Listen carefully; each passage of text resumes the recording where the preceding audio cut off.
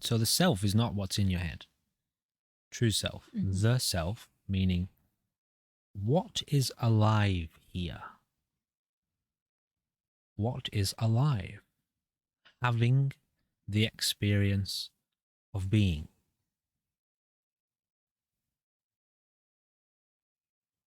Because that self is not limited to one body. That is the force that gives rise to all of life. So it's important to discern, because people get very confused over what the self is. So you hear about this term, true self, the self, with a capital S. That is the entire range of life, all of life, unfolding in the now. It doesn't have any problems. It never has. Doing what and it never will. But as a being, or let's just talk about human beings. As a human being, at this moment, in the current level of evolution of the human entity, the human species, we are dealing with an illusory self, the ego, the identity that comes along with the body. It's only inside the brain. That's all it is. And it's rampantly out of control in basically everyone. Yeah. Right. It's gone way too far. It's suffering on so many levels. It's struggling on so many levels. And that's what Operation Awareness is here to help with. So, okay, let's try and keep it streamlined, because it's just so vast. Yeah. This exploration, it's so vast. It covers everything. We'd have a conversation about everything. We'll be here forever. So, this person is struggling with the self-identity internally, the relationship they're having with themselves. Okay. I'm just going to keep it really simple. Yeah. Okay.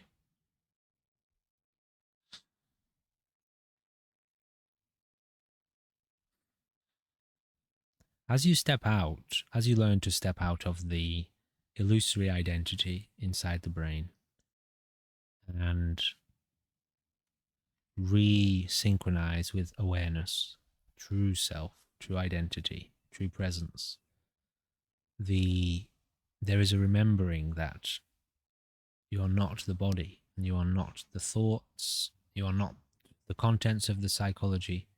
You are the whole of life, and the whole of life is unfolding as one. So we are the same. We have always been the same. We will always be the same thing. Life. That's obviously the ultimate perspective. So the relationship with self means, on that level, means you are fully aware of what you are and what you are not. And part of what you are not, there's probably a better way to phrase that, because you are everything. Everything has arisen within you, your own consciousness, the consciousness of life itself. Obviously, everything has arisen within that. So everything is an expression of you. But there are like lots of little bits of you. If you're looking through the body, there's trees and animals and oceans and humans and different humans, male ones, female ones.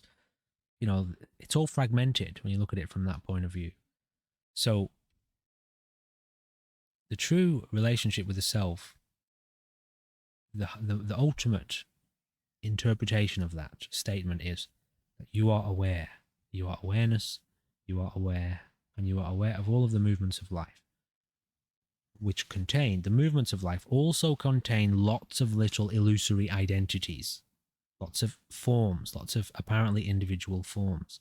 And inside the body of the one that you are most closely associated with at the moment, the one you're looking through, has its own ego, false identity with memories and a name. People call it a name and labels.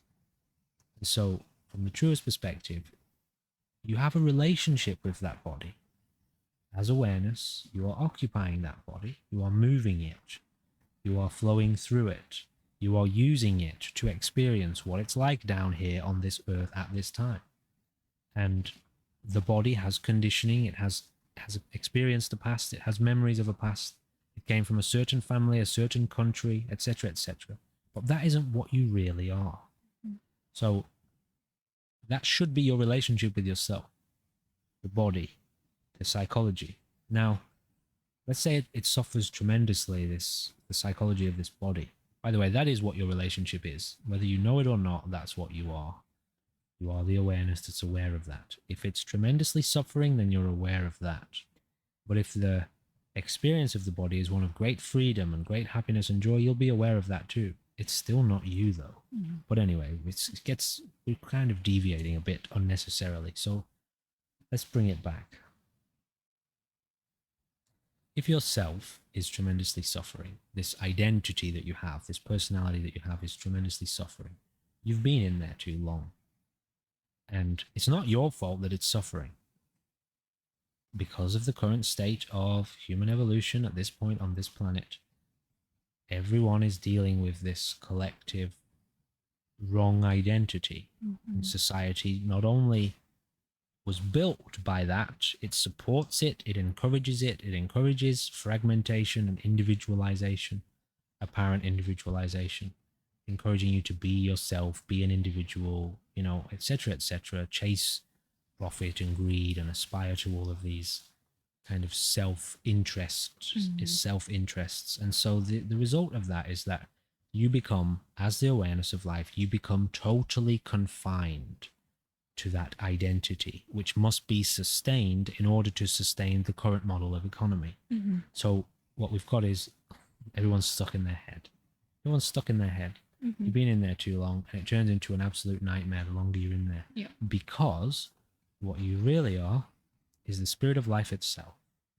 Now imagine being a wonderfully boundless, powerful spirit without form that is everywhere all at once and free to experience life in all capacities. Imagine taking that, God, and confining it to a little box and saying, do what you're told. It's going to freak out. Maybe not straight away. Maybe it's only been in there for a little while and it thinks it's kind of fun. But if it can't get out, it's confined to a cell. It's stuck in prison. It's imprisoned in the brain. You'll crush it. And so it becomes miserable. That confinement is full of despair and it starts to want out. What that translates to is an ending of the life. It wants out. And so then the entity, the individual, starts to experience suicidal tendencies in their psychology. Because the psychology is not the master, the spirit is the master. The spirit will get out if it wants out. So the trick is, through identifying, truly re-identifying with awareness, knowing that you have this body and you are the boss, awareness is the master, and the job of the body and the job of the psychology, therefore the job of the ego, is to serve you, the spirit of life, and to allow you to live without limitation, boundlessly, freely, in love with yourself, because you are everywhere, in total connection, total absorption with life, without authority ruling over you. Anyway, that's maybe a different subject. But relevant. So this person is deeply suffering. Their relationship with their self has gone haywire. They don't like themselves. They are very negative to themselves, very judgmental, because they're trying to aspire to some false standard that society has imposed on them that they don't even realize that's what's happening. And it's screwing up their relationships. It's screwing up their ability to be happy. They're in a mess. Okay. Fantastic place to be. Yeah. To recognize that that's where you are, but admit it. Don't deny it. Admit it. Because when you can admit that you're miserable and that you've been suffering very deeply, or that you're very confused, or that you've tried all of these alternate ways of cultivation and none of them have worked, admit it, embrace that, and from there you can begin to turn towards something truly real. And so it depends on the specific flavor of the person's suffering, why their relation or how their relationship with their self is so bad, because it's varying degrees for different people. Some people are extremely far gone. Some people have been very far gone from a while, but are on medications and taking substances. Other people, they just have a bit of confusion, So you kind of really need to know the specifics of it. Did we answer the question there at all? Do we want to go deeper into that?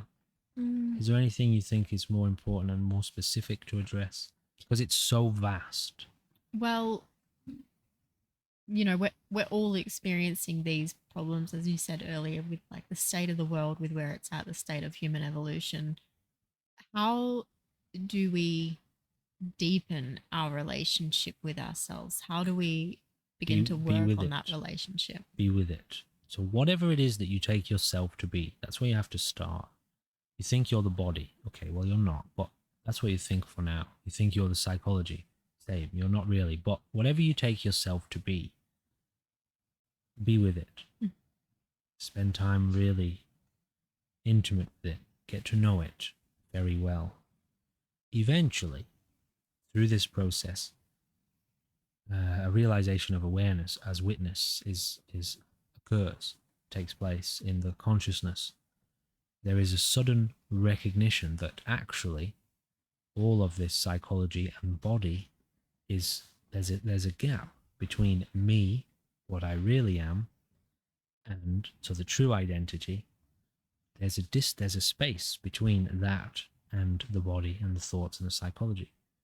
Okay, great. So that's once that's witnessed, now sit with the space. And suddenly one sees all of the momentum and the movements and the ups and downs of the psychology and how the psychology is interdependent with the current state of the economy. That's when you see, okay, I didn't put that there actually. That's conditioning of life unfolding. That's wonderful and perfect, and it's evolving.